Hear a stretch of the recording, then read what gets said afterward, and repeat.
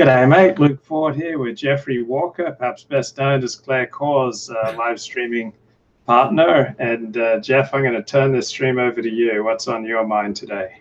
Well, my mind's good today. I went swimming this morning and I found about 180 pounds in my sports bag, which is about $200.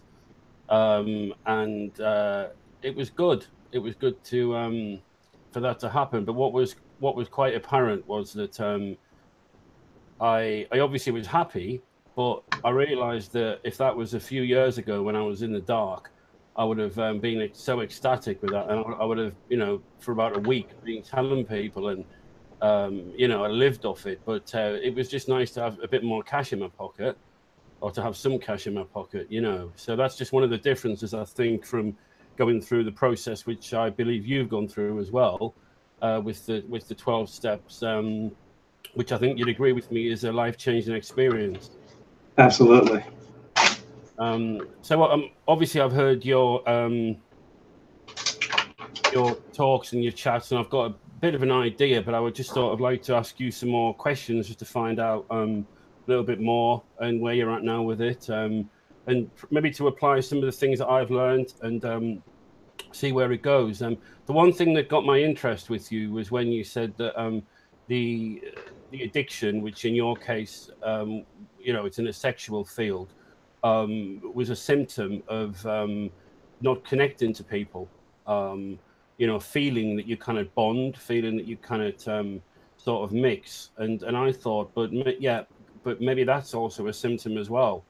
The state of mind, which I believe is a delusion, that you kind of mix and you kind of get on with people. Well, I don't think there's anything deeper than human connection. To me, that's the core issue. If you connect with other people, if you bond at least as well as normal, if you just have a healthy sense where if people are hurting you, you just automatically distance yourself. Where people are good to you, you want to be good to them back. Where you have a natural curiosity and interest in other people and a happiness in helping other people, then you're basically on track for a good life. It's when you don't connect normally with other people that things spiral, because we're wired to attach, and if we don't attach to other people, then we're going to attach to either substances or processes. Substances such as alcohol, drugs, or food. Processes such as sex addiction, porn addiction, an addiction to gambling, or to just various unhealthy forms of excitement. And we're just wired to bond. And if we don't bond normally with other people, then we're in a lot of trouble. So, absolutely, I agree completely. So you would, I imagine you would also concur that if you're not bonding with people, then you're going to try extra hard to bond with them. You're going to show off, act the big guy, use a host of characters and think. I mean, I know you've had a career in the sex industry, and you might, me too, in a similar sort of area, and none of that really worked. I thought it would get me the fame and acclaim that I thought would heal that condition.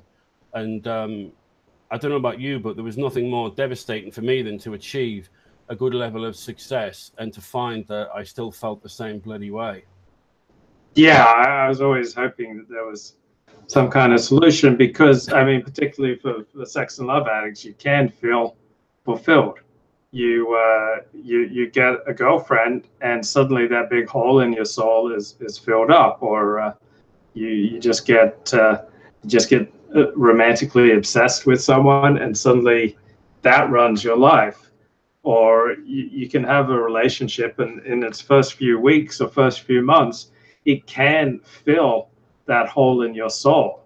Problem is, it never lasts. Like after a few months, eventually you start realizing that it doesn't work, and so you're tempted to blame the relationship, to look outside the relationship, or develop a new thrill-seeking pursuit, and that can work for a while. Like you can really get into extreme sports, or you can get into gambling, or you can get into overworking, or there are all sorts of like seemingly healthy ways to fill the hole in your soul that can work for a while. You can get into religion, and that can seem for months or even years, it can seem to fill that missing piece in your life, but eventually you're kind of thrown back into that like 2 or 3 a.m. clarity where you just see that your life's not working and that you've been running on delusion and illusion.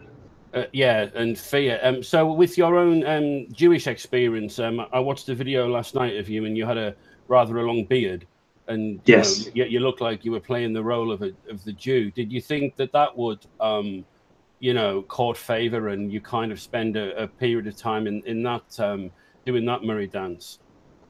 Yeah, I thought that conversion to Judaism would fill the hole in my soul, and it would help me to corral my anarchic impulses, and that I would build a healthy and meritorious life as a consequence of converting to Judaism. But changing religion didn't make any more effect on my addictions than like doing a geographic, which means just changing your location or changing your profession or changing your friends or changing your partners or changing your social circle.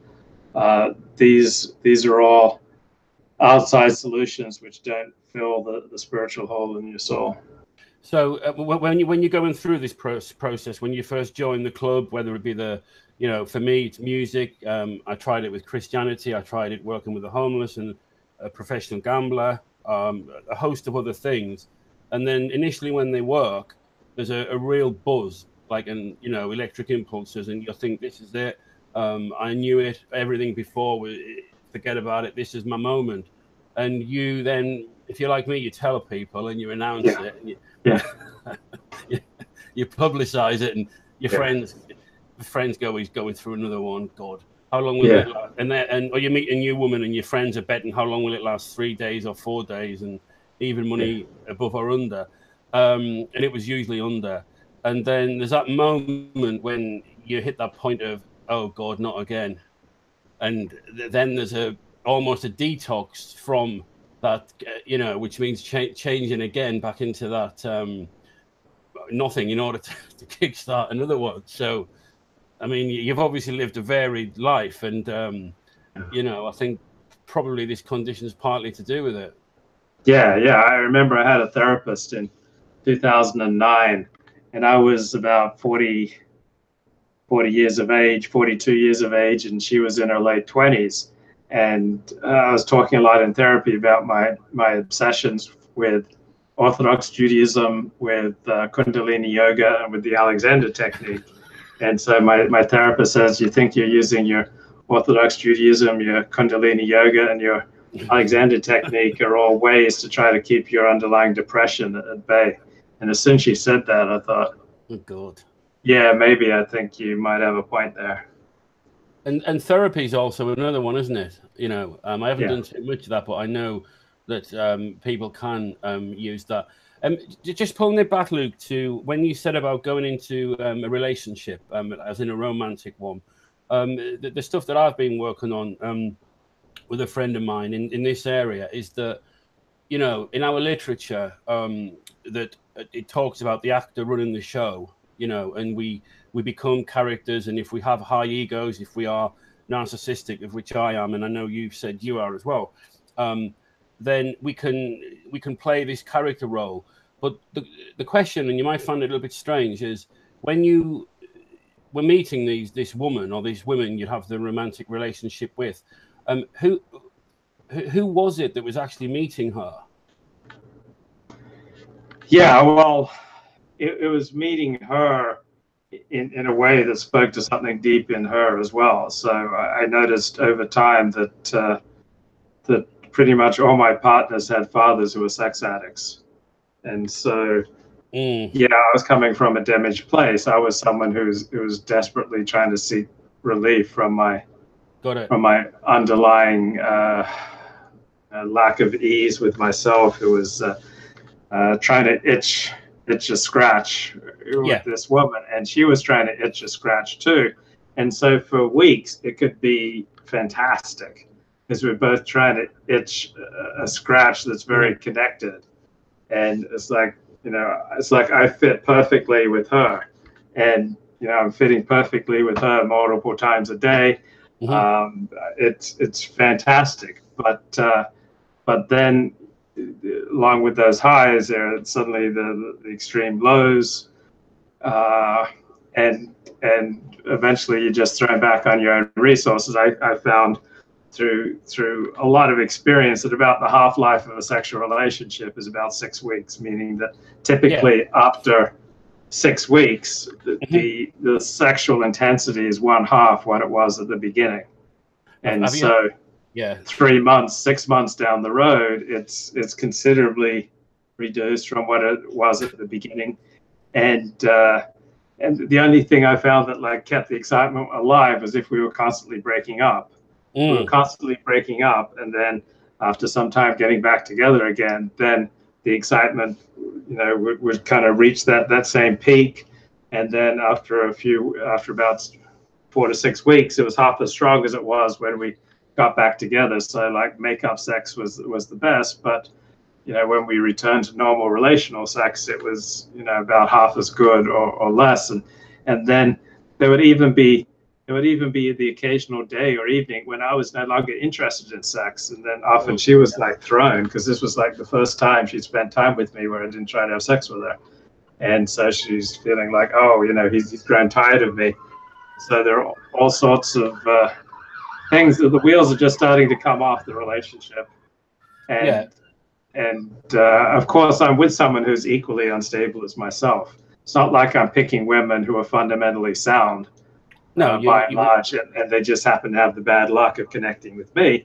No, I'm connecting with women who are damaged to the same degree that I'm damaged, though in slightly different ways. So they may start looking outside the relationship, or I start looking outside the relationship, and somehow none of my relationships last longer than a year.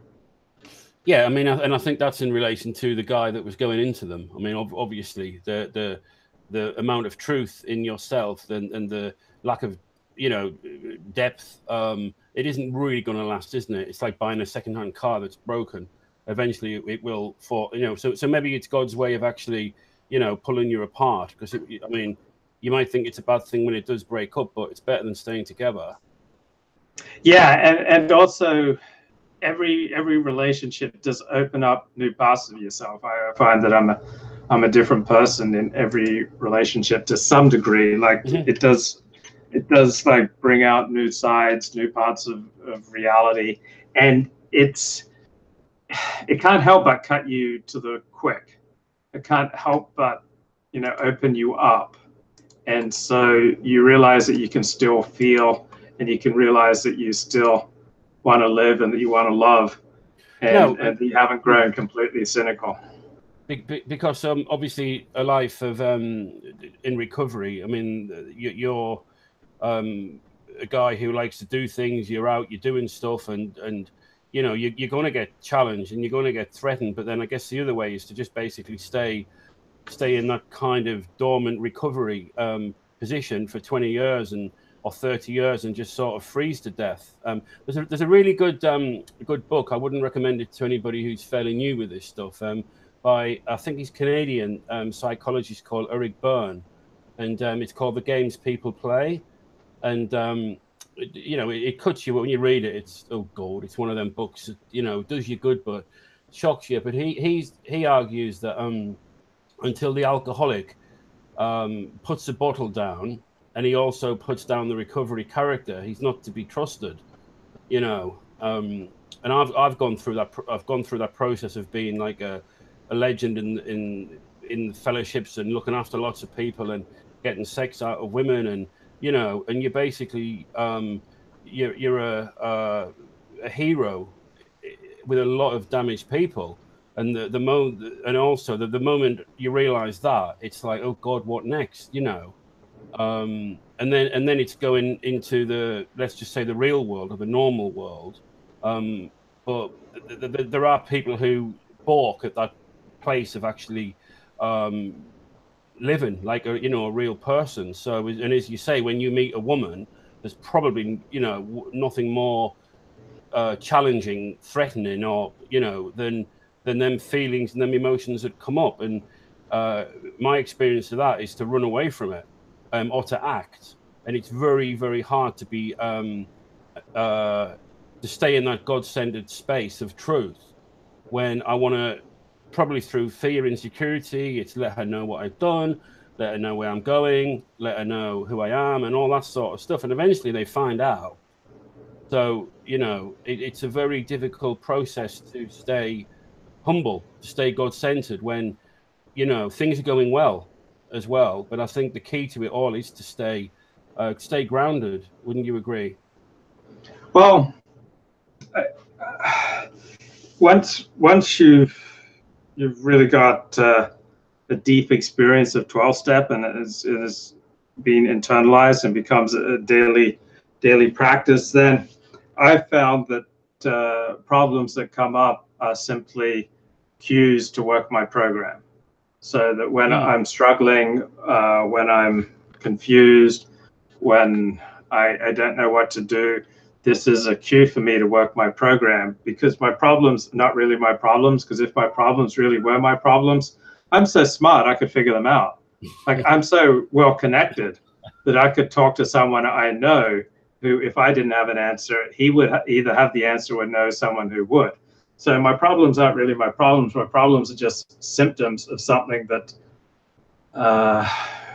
from a 12-step perspective is my lack of relationship with God and the kind of way he wants me to live my life. So when I have some turbulence with other people, when I'm in a state of rage and despair vis-a-vis technology, then it's a cue to me to go back to my program. So at one point I was going to 5 different 12-step programs. Now I just go to one on a daily basis, and it's currently working for me as a synthesis of all the other ones that I was going to. So as I just work that one program, such as by tracking my time, tracking my income and spending,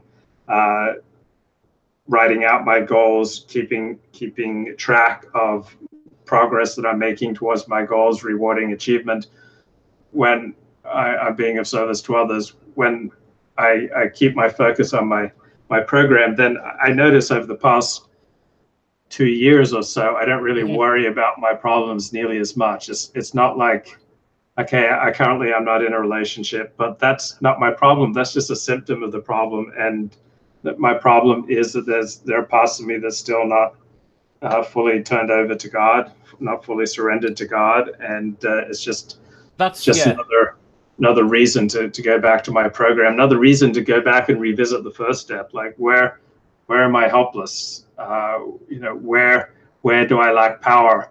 And if I can realize that as an addict, there's a guillotine just kind of hanging over my head, and the only thing that will guarantee to stop that guillotine from cutting my head off is the maintenance of my spiritual condition, then if I keep the focus on the maintenance of my spiritual condition, then everything else seems to work out. Yeah, I mean, again, it is the connection to God, and that's the purpose of the 12 steps, is to get you connected mainly by removal, of angers and fears and guilt, and restoration of harms done in the past and stuff. Which, I mean, we need to do. Let me ask you about this. I mean, I imagine people listening to this who haven't had any experience of it might think it's an absolute pile of gobbledygook. It's confusing to regular people, but to us, it's like a necessary medication. It's life or death in the spiritual sense, if not the physical sense for some. But when our third step, for example, it's about turning your life over to God. So, in simple terms, it's basically we make a decision to turn all of our life over to God. I've found, as many others, that certain areas of my life pick up for the better, and other areas don't. And also, there are areas that I really don't want to get help from, because I want to hang in there. And I had it with porn and hookers for a while. And then if I was going to turn that over to God, I knew what was going to happen. So because that's not a primary problem, similar to gambling, yeah. So you can be selective with your, you can, you know. I'm not ready to handle. I've stopped drinking. I mean, is that not enough, God? Like, you know.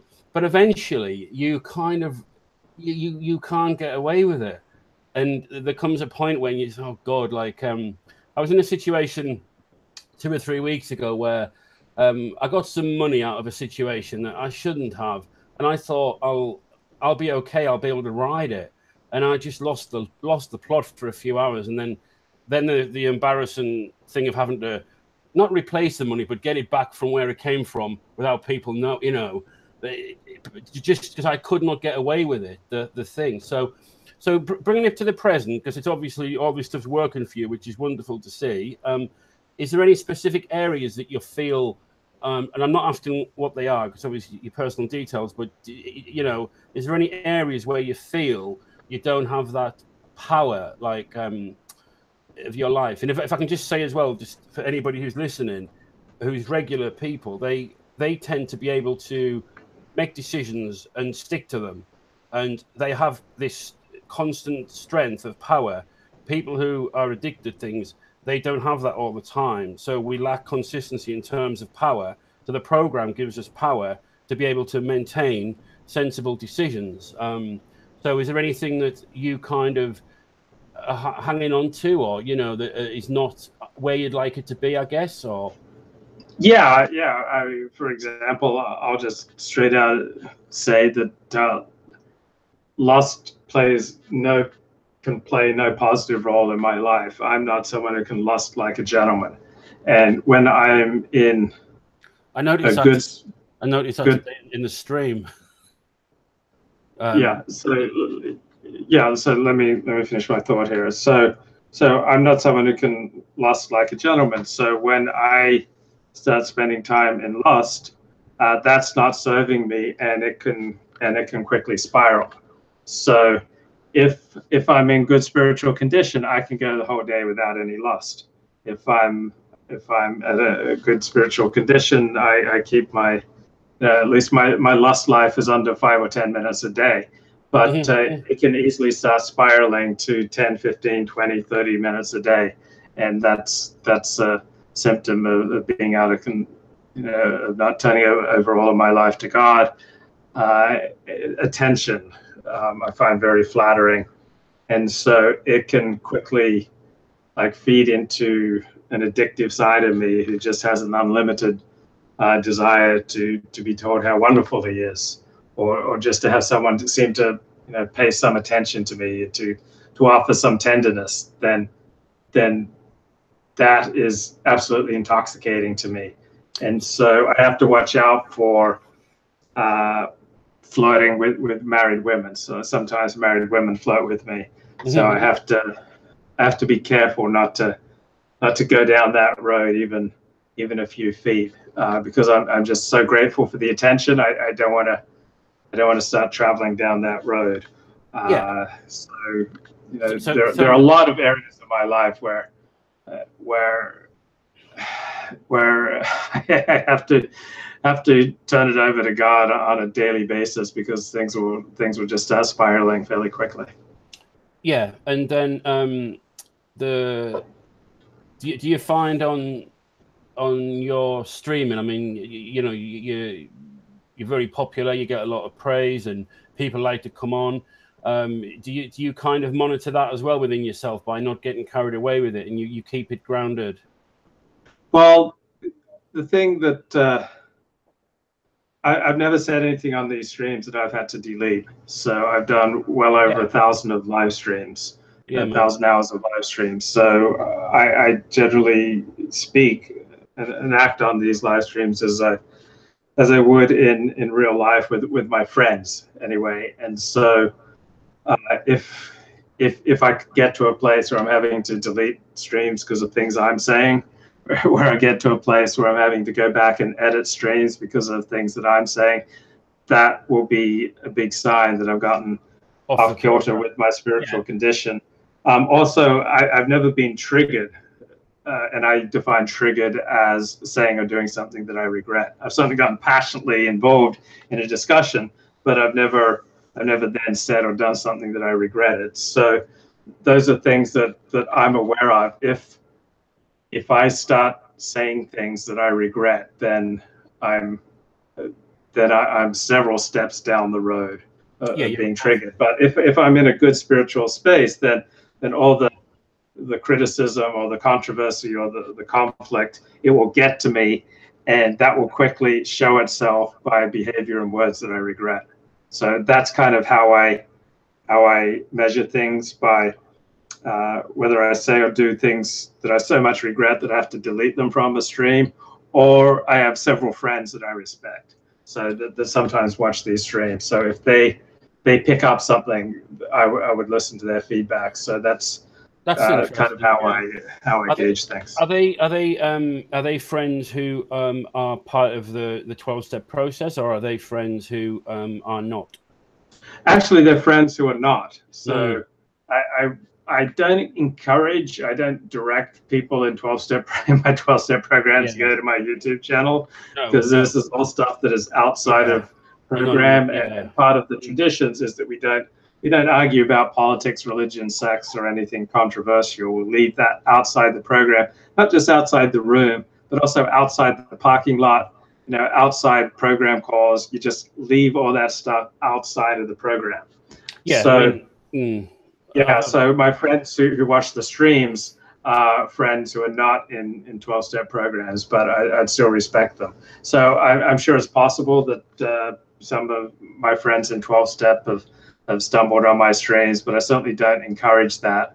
And I really don't want to get into arguments over politics, religion, or even the contents of these streams, because one of the principles of 12-step is that you stay out of arguments. You really avoid conflict. Yeah, it's principles and not personalities, isn't it? No, I mean, I've been in rooms and people are crying because when Trump got elected, and people, and I was happy, but it's so what do you actually do? I mean, we're talking about connection to God, and we agree obviously that you're either connected or you're not, and if you're not, your behavior will reflect that, and your friends will tell you, and you'll pick up resentments and tread on the toes of other people, all that stuff. And it is best for us to stay God-centered.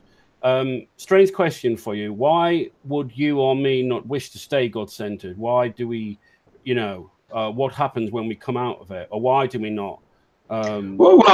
That's really easy. Like, what's more immediately compelling?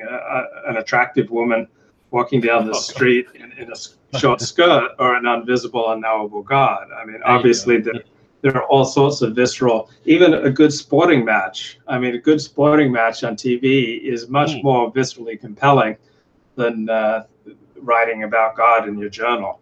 So also food. I mean, it's so much easier to eat food that's bad for you and to eat large amounts of it than to think about God. So we have these basic instincts, whether for food or sex or love or status or just friendship, companionship, and they go out of whack really easy.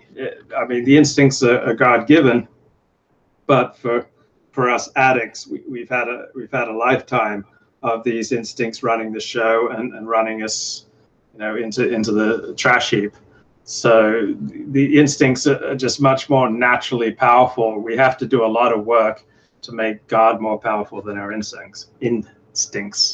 So yeah, no, absolutely. What practice do you do? I mean, I know in the literature it says that on awakening, we ask God to direct our thinking, which basically means as soon as your eyelids open, get on beam like as quick as possible, as opposed to looking at your phone or whatever. It's just basically hook up, which most of the time I do, but it is about on awakening, plug in, isn't it?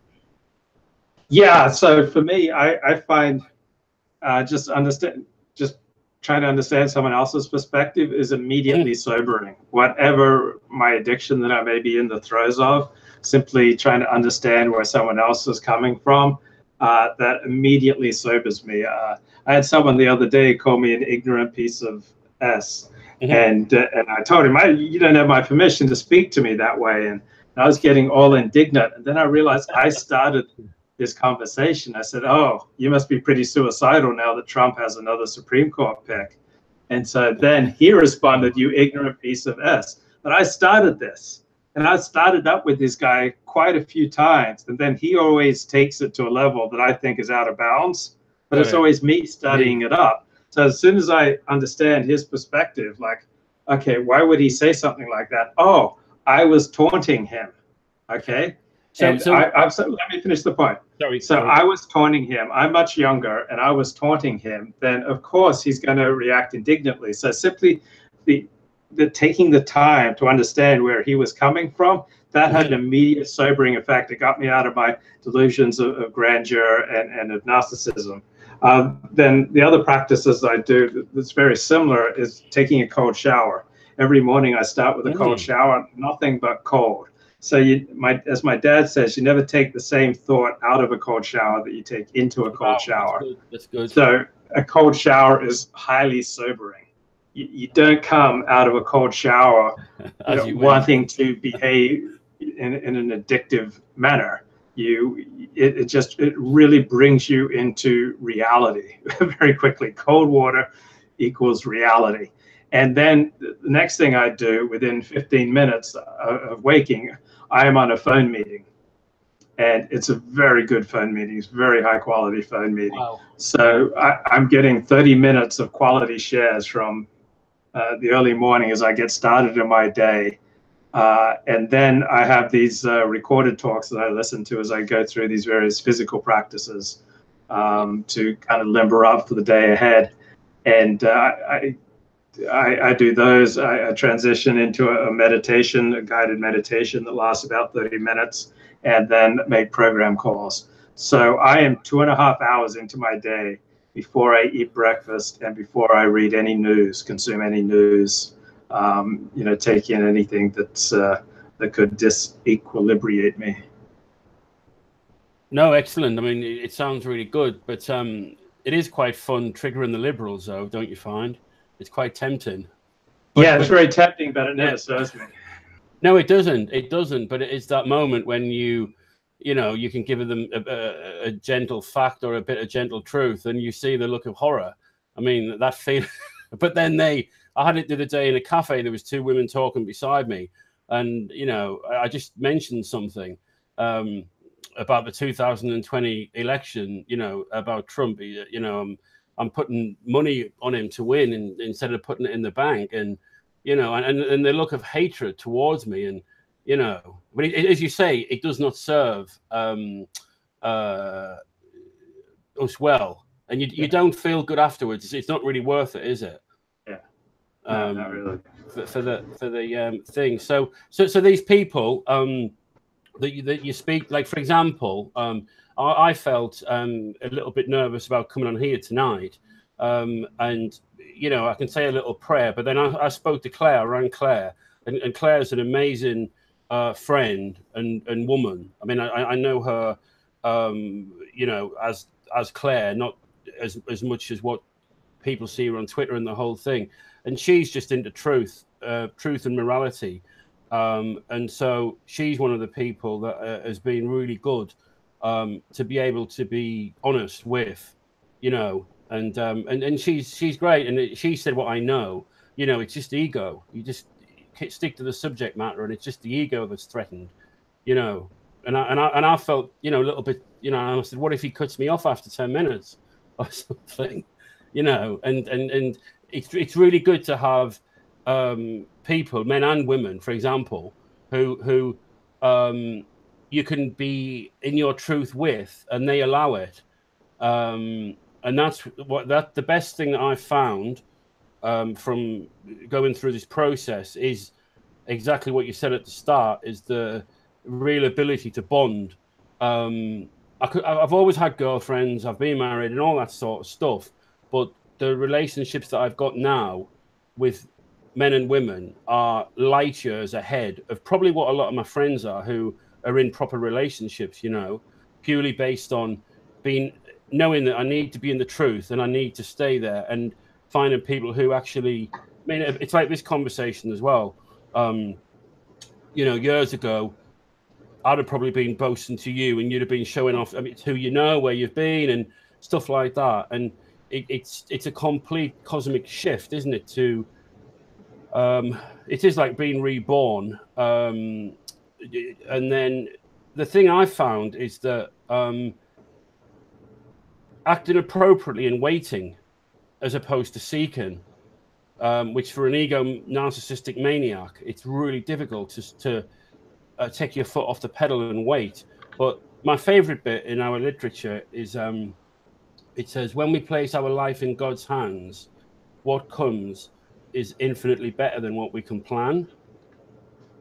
And I've got loads of experience with that as evidence, which is great. But the hard bit is not acting out and then just waiting. And then there's a period of nothingness, a period of this is a pile of crap, you know, this whole life. And then suddenly something comes from another person. It comes as an idea.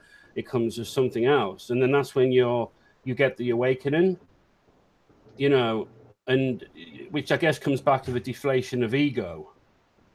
Because in recovery, when things are going well, it's a good time to take your foot off the pedal, isn't it?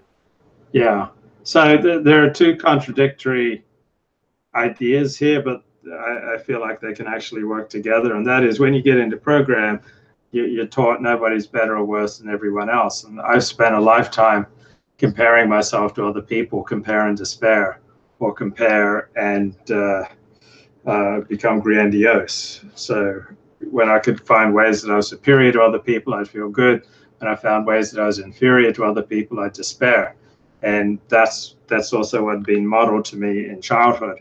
So now I'm able to spot when I'm in compare and despair, and much more able to let it go. And that's been a massive boost to my happiness, because as an addict, you want to stay pretty even keel. You don't want to be having these dramatic highs and lows, feeling better than others, and then worse than others, then better than others, then worse than others. That's not the type of life that you want. So being able to notice when I get into compare and despair has really helped me to stay out of compare and despair. Then there's another saying in the program, which sounds like a contradiction, and that's stick with the winners. Yeah. And so you really want to, so there are a lot of people who want to talk to me every morning who are chronically depressed. And they're in the program, they're working the program, they may have worked, several of them have worked all 12 steps in the program. But for my own sanity, for my own recovery, I cannot talk to them every single morning. They're depressed, and it brings me down to talk to them. So I haven't cut them off, but I just limit the time I spend with people who are depressed, and I stick with the winners. I try to, by and large, spend most of my recovery fellowship with other people who are thriving in the program. Likewise. And so part of thriving in the program is being able to recognize compare and despair and stay out of it. So, you know, winners recognize that compare and despair is a horrible place to be. And big thank you to Halsey News Network, who funds this show, essentially. White Sharia is good for recovery, says Halsey News Network. Thank you for the super chat, Halsey. So, yeah, what do you have to say about compare and despair and the perhaps contradictory admonition to stick with the winners? I went through a phase of trying to become a Christian or going to church, and I became a do-gooder, and I was going around doing homeless work around London 3 nights a week, and I used to enjoy feeling superior, feeding the people in the shop doorway, you know. So there was a kind of a buzz to put myself in a position of feeling better than, and I would stay away from people who were successful because it made me feel insecure. So basically my emotional well-being is dependent upon who I'm around. So that's not a good place to be. And today it's not that way. I'm fine either way, with or without. It doesn't matter. Regarding stick with the winners, over the last 2 years, have done what you're saying. I actually keep away from depressed people. I don't block or ignore, but I don't engage. My experience with depression and a lot of, you know, not so much other mental conditions, but is from a good connection with God, a good spiritual experience, God consciousness. Most of the internal crap just goes. You know, the thing is, if I was on here now trying to impress you or impress people that may be listening, I'm creating a disturbance, because I might not get the result back from people, and people say, "What was that idiot on there? You don't have him on a loop," you know, and then I'll be depressed. But it's much easier to live from a centered position, and so we're regarding listening to people who, and also as well, the program and God is the answer. I'm not the answer. I went through a phase of thinking I was the answer, and I was looking after a lot of people, and you know, I thought I was the second coming and all that sort of stuff, and that didn't work out very well. So today I'm pretty. I follow the program, and I've got friends in the program, but quite a lot out. You know, like successful people in various aspects, whether it be sport or politics and things like that. So I've decided to look after myself quite a lot by sticking with people, and also a good thing that I've really had some real good arguments with people where they get. I mean, probably with Claire actually. You know, we argue a lot. I mean, some of it's pretty nasty, and we fall out, but it's not in a, I don't know, it's not in a way that it used to be. We're actually talking, debating, things like that, and that's really good to be able to say your point of view and be assertive and not be worried if other people don't like you or whatever. I mean, it's just about being more strong, being more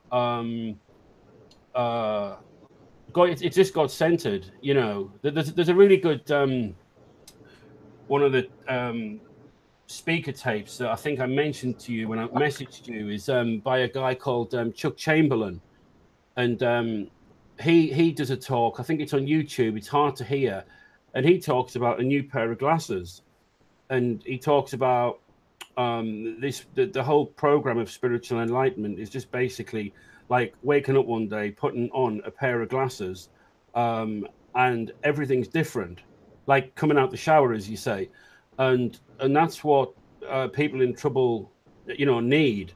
But did you know that Chuck C, as he's called, did you know about his business and what he did and how he turned it round? I don't remember. I did listen to that entire series, A New Pair of Glasses, with Chuck C. But he was a down and out drunk, you know, like literally. He had a few kids. He had no money. The wife threw him out, and he ended up dying like a healthy death with about 30. He's worth $30-40 million, and I think it was in the 40s or late. I don't know when exactly, but he used to he applied the traditions and the concepts into a business of putting shop fittings and refrigeration in the stores in Manhattan. And he used the first tradition, basically. And he said to the clients, he said, look, I want to find out what you want, and then I'm going to deliver it. And if you don't like it, I'm not going to charge you. And he stayed with the client until the client got what the client wanted. So there's a spiritual aspect to customer satisfaction. It's not just about ringing people up with courtesy calls. You know, he actually did the job. And pretty soon people were like, hey, this guy's amazing. You know, he does what we want. And Chuck's thing was to find out from the client what they wanted. That was the hard part, you know, getting the guys to do it. But it's, you know, his new pair of glasses is for me, I mean, I think it sums it up, the whole thing. Yeah, that's great. I learned in this program that had to do with love addiction that the desire to rescue or be rescued comes from the same damaged place. So in many of my relationships, I wanted to be rescued. And then in other relationships, I was loving being the rescuer. Mm-hmm. But either way, it was coming from a sick place. So we're also taught in the programs to look out, to be a good friend to ourselves, to avoid, if we can, volatile, abusive people. And so I had a client who was worth about $30,000 a year, and I just let them go because they were volatile and abusive, and I'd rather have a serene, happy life. For example, I don't bring anyone onto these streams who makes me unhappy. So I've had some really smart people on these streams who just made me unhappy, and so I stopped bringing them on. It wasn't because of any of their arguments. There's no argument that offends me. There's no political or religious point of view that offends me. It was extracurricular stuff that they were saying that bothered me, and so I'm learning to set up boundaries. As someone who grew up in foster care, I didn't learn boundaries, and so in my 50s, I'm learning boundaries. And I used to go to social events or meetings or auditions when I was an actor, often with the attitude of like, please rescue me, or with a rage like F you. And neither of those attitudes served me. It's much healthier to go into a social interaction with the idea of let's dance, like let's have fun, let's connect, and I find that attitude works so much better. And then as far as staying out of trouble, just like trying to understand things from the other person's point of view, then if you just take on the attitude of being of service, and it's hard to do this 12 hours a day, 7 days a week, but if you can just come back to it intermittently throughout the day, then all the traditional ways that I've gotten into trouble, such as mainly provocative speech and attention seeking and inattention to detail and just trying to take the easy way out and just doing sloppy, slovenly work, those problems just melt away when I simply put first, okay, how can I be of service to the client, or how can I be of service to the boss? How can I be of service to my religious community? How can I be of service to my friend or my neighbor? Then all the personality defects that have habitually gotten me into trouble with people just disappear. And it's not like I'm working hard to make them disappear. They just simply disappear when I simply put my cognition onto the plane of how can I be of service to this person. Yeah, and it would seem to me that with your streams, and like today, for example, you're bringing people together. People seem to be of the same intellect, and they can share their ideas, come up with solutions. So they're bonding. So yeah. I mean, so that you're enhancing people's lives by doing that, and as opposed to doing it in order for your own ego masturbation sort of thing. Yeah, like these streams are a pretty happy place. I differ with people on the streams, but overall there's a really positive feeling on the streams. We all pretty much like each other. Mm-hmm. And on occasion, when two people are just going out at cats and dogs, I can think of maybe one occasion that's happened, or two occasions. I can also learn to just sit back and realize I can't control anyone else but me. And so if these two people want to go to war, I don't have to step in. Mm-hmm. Okay, I can't control what they say, and I'm not responsible for what they say. So in a broader sense, I know that I can have an effect on people at times, and I know that I'm, in the final analysis, responsible for the content on my channel. But there have been a lot of, pretty much every show, there will be things said that I'm not thrilled with, mm-hmm. Or even things that I actively dislike. But if I'm going to have people on the show, I have to give them room to be wrong. Like, I have to give them room to run. And mm-hmm. so if they come with a lot of contributions, I have to sit back and be prepared for them to say a lot of things that I don't like to get all the great things that I do like. And so 12-step programs have helped me to better understand where I end and other people begin.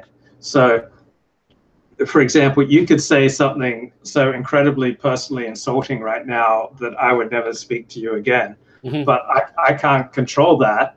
And all I can do is, okay, this guy is just gratuitously cruel. I don't want him in my life.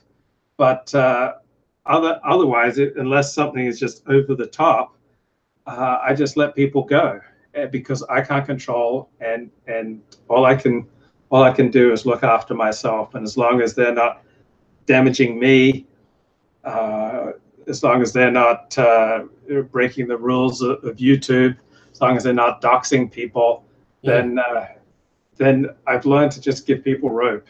And that's a healthy detachment. Yeah. No, and I'm sorry to keep rambling, but I just remembered that there are some volatile people in my life who one day they'll say, "Oh, you're the most wonderful man I've ever met. You're a fantastic guy," and things like that.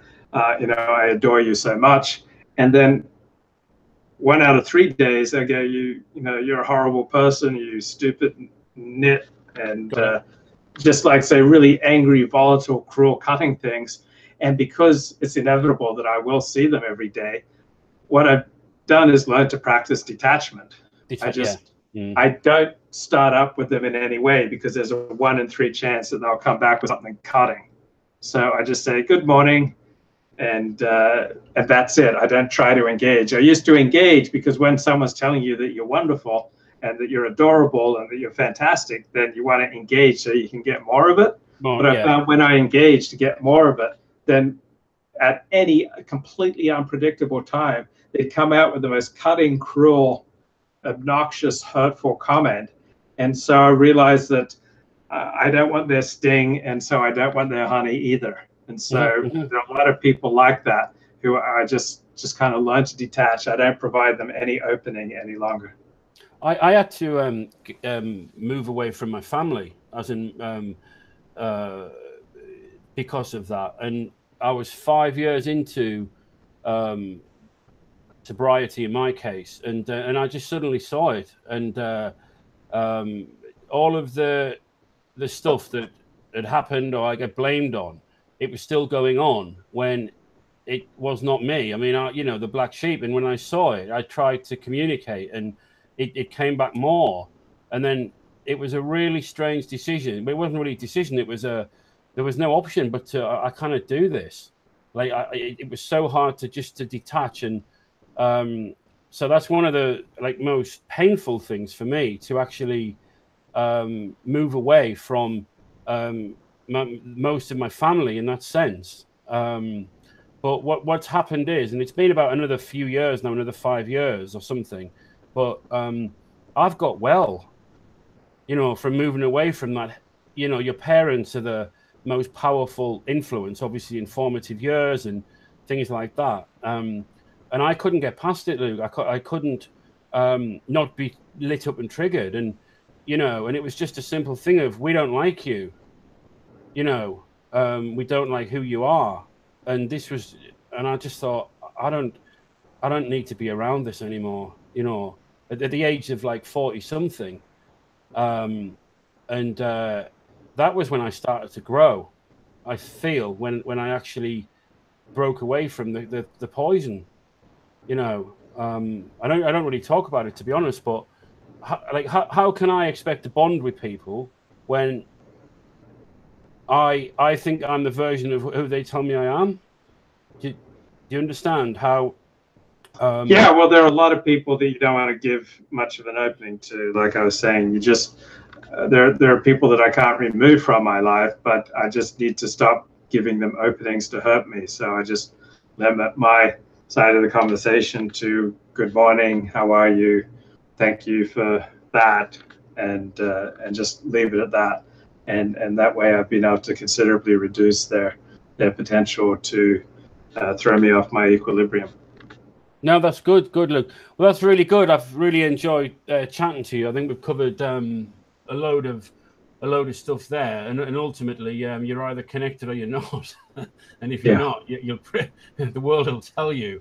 And if you are connected, it's a case of staying connected and then seeing what comes. But my God, it's what's come in my life in the last few years. It's indescribable compared to what I could have imagined, and it doesn't necessarily to be great things, like grandiose, amazing things, but I'm definitely a happy customer, so to speak. Okay, thanks, Jay. It's good to talk to you, man. We'll do it again. Thank you, sir. Have a good evening. Okay, take care. Bye-bye.